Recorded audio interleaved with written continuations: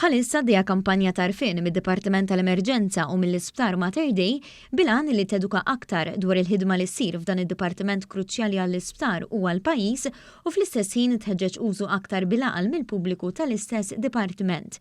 F'kummenti ma' One News, il-Clinical Chairman tal-Emerġenza, Patrick Farrugia, spjega aktar dwar il-ħsieb wara din il-kampanja. L-iskop huwa biex ikun hemm tarif ta' liema servizzi huma preżenti fuq il-Gżira mhux speċi fl-emerġenza biss biex il-pazjenti jkunu jistgħu jinqdew f'postijiet speċi varjati u mhux fid-dipartiment biss. Ġifieri bekk inħallu id-dipartiment għal min l-iktar li għandu bżonn u jinqed aħjar. Kuljum id-Dipartiment tal-Emerġenza jara bejn 270 u 340 pazjent.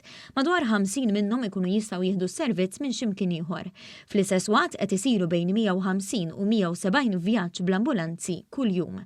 Fil-kuntest ta' dawn iċ-ċifri, il-Clinical Chairman tal-Emerġenza fakkar kif il-pazjenti li jidħlu fid-dipartiment li jmexxi jingħataw l-attenzjoni medika skont l-urġenza tal-każ rispettiv. Ma narawhomx min ġie l-ewwel ħajnqeda l-ewwel, imma naraw dawk li jew qegħdin f'istat gravi, jew inkella jistgħu jaslu f'istat gravi malajr. Alla il-dawn in-nies ħantuhom il-preċedenza għalhekk isir it-triage. Għalhekk qed issir din il-kampanja biex dawk in-nies li jistgħu jieħdu l-istess servizz minn postijiet oħra fosthom ċentri tas-saħħa jew kliniċi fil-komunità jinqdew ma' qabel fl-istess waqt li r-riżorsi tal-emerġenza jintużaw aħjar. Aħna minn dawn in-nies kollha li jiġu l-emerġenza, 80% ma jkunx hom tabib qabel, jiġifieri jiġu mill-ewwel hawnhekk.